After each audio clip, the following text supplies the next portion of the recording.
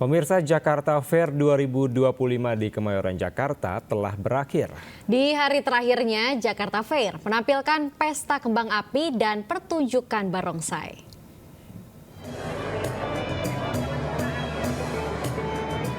Ribuan warga memadati G-Expo Kemayoran hari ini. Mayoritas pengunjung merupakan kalangan muda-mudi, keluarga beserta anak mereka jelang masuk sekolah. Di hari terakhir, Jakarta Fair menampilkan pesta kembang api dan pertunjukan barongsai pada malam hari. Acara di Jakarta Fair semalam akan semakin meriah dengan konser Mr. Jono Joni dan Guyon Waton. Dari Jakarta, Syahriza Zanski, Ahmad Putra, Dede Rudi, iNews melaporkan. Pemirsa, memasuki tahun ajaran baru, sejumlah sekolah hanya mendapatkan sedikit siswa. Seperti sekolah dasar di Mandailing Natal yang hanya mendapatkan 2 siswa. Bahkan di Pandeglang, Banten ada 1 sekolah dasar yang tidak memiliki siswa baru.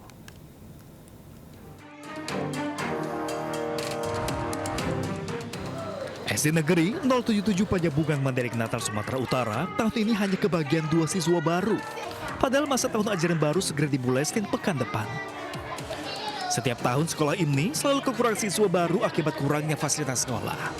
Salah satunya yakni ketiadaan toilet di sekolah hingga membuat para orang tua enggan menyekolahkan anak-anaknya di sekolah ini. Akibat terus menurunnya jumlah siswa baru di sekolah ini membuat jumlah total siswanya hanya sekitar 60 orang mulai dari kelas 1 hingga kelas 6. Karena fasilitas sekolah kurang, Pak. Oh, artinya nggak diminati lagi ya? Kurang diminati ya? Maksudnya WC-nya nggak ada, Pak. WC guru, WC-nya nggak ada. Jadi anak-anak kalau mau buang air kecil atau buang air besar harus ke sungai sana, Pak. Makanya orang tua nggak membolehkan ke sini sekolah. Kalau udah muridnya segini sedikit tuh gimana Bu jadinya dampak ke kita gitu? Daerah mengajar itu kurang, Pak. Bahkan sebuah sekolah dasar negeri di Kabupaten Pandeglang, Banten justru tak memiliki siswa baru yang mendaftar.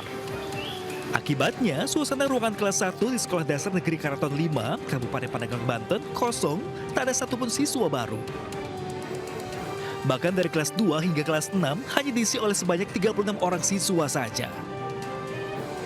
Minimnya siswa karena adanya informasi jika sekolah akan ditutup dan kondisi sekolah yang dinilai tidak layak. Dari SD Karaton 5 untuk tahun ajaran baru tahun 2005-2026 ini belum menerima siswa baru. Dikarenakan mungkin masyarakat mendengar bahwa SD Karaton 5 ini beberapa tahun yang lalu akan di-merger. Tapi pas kesini mendengar lagi masyarakat karena tidak jadi. Tapi akhirnya masyarakat sempat melihat ke sini kondisi sekolah ini yang seperti sekarang ini ya, kondisinya sangat memprihatinkan. Pihak sekolah pun berharap ada perhatian khusus dari pemerintah setempat agar sekolah mereka kembali diminati para orang tua siswa. Tim Liputan iNews melaporkan. Presiden Prabowo Subianto memulai rangkaian kunjungan kenegaraan di Eropa dan tiba di Brussel, Belgia. Selama di Brussel, Prabowo menjalani sejumlah agenda penting untuk memperkuat kerjasama strategis antara Indonesia dan Uni Eropa.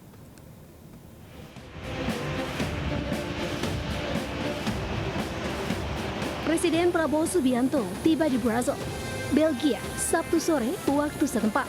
Prabowo disambut secara resmi oleh Direktur Jenderal for Asia and Oceania, Francois de Haye. Prabowo juga turut disambut oleh Duta Besar Indonesia untuk Belgia, Andri Hadi, serta Atas Pertahanan KBRI Den Haag, Kolonel Laut Rikrik Permadi Sobana. Dari bandara, Presiden Prabowo menuju ke hotel tempatnya bermalam. Sambutan hangat dari para diaspora pun mengiringi kehadiran Prabowo di hotel. Selama di Brussel, Presiden Prabowo dijadwalkan melakukan serangkaian pertemuan penting dengan para pimpinan lembaga tinggi Uni Eropa. Seperti pertemuan dengan Presiden Komisi Eropa, Ursula von der Leyen, pertemuan dengan Presiden Dewan Eropa, Antonio Costa, serta bertemu dengan Raja Belgia, Philip di Istana Laken. Sejumlah rangkaian pertemuan ini diharapkan bisa memperkuat kerjasama Indonesia dengan Uni Eropa di tengah kebijakan tarif impor yang sangat tinggi, yaitu 32% dari Amerika Serikat.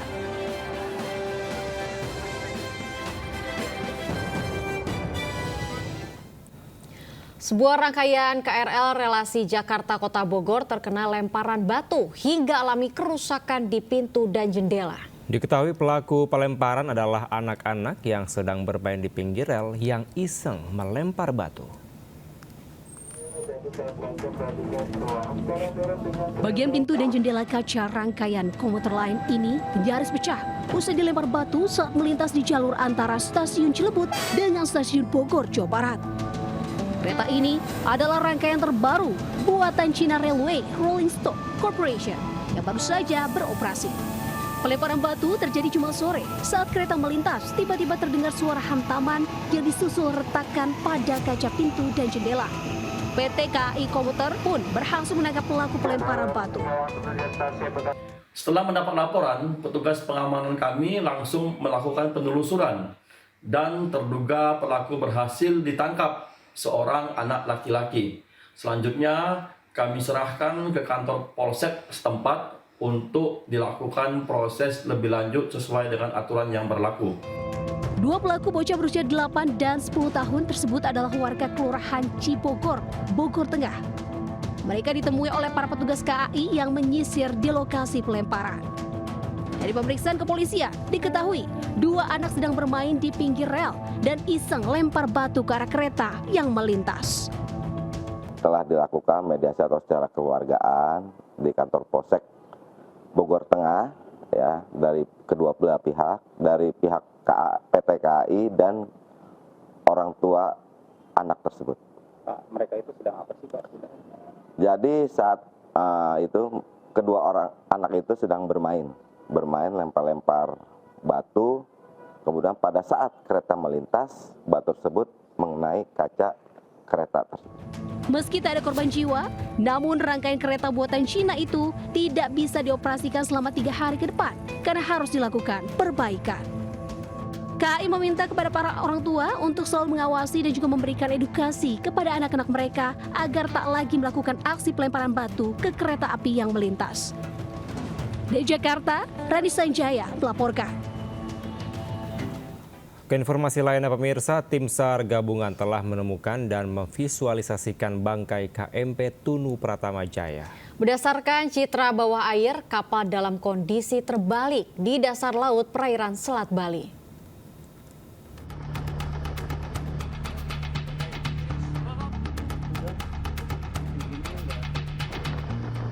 Tim SAR gabungan terus melanjutkan pencarian terhadap badan kapal motor penumpang Tunu Pratama Jaya yang tenggelam di perairan Selat Bali. Tim unit pencarian dan pertolongan laut melaksanakan operasi SAR bawah air dan mendapatkan visual posisi KMP Tunu Pratama Jaya di titik referensi 8. Tim SRU Laut menggunakan kamera bawah air mendapatkan objek KMP Tunu Pratama Jaya dalam kondisi terbalik dengan nama juga tertera. Usai mendapatkan titik bangkai kapal, tim SAR memasang tali hingga ke dasar untuk melanjutkan proses evakuasi bangkai kapal. Hingga saat ini data posko operasi SAR dan potensi SAR gabungan di Pelabuhan Ketapang Banyuwangi menyebutkan hingga Sabtu malam jumlah korban selamat tercatat 30 orang. 18 korban ditemukan meninggal dan 17 korban lainnya masih dinyatakan hilang dan dalam pencarian. Tim Liputan iNews melaporkan.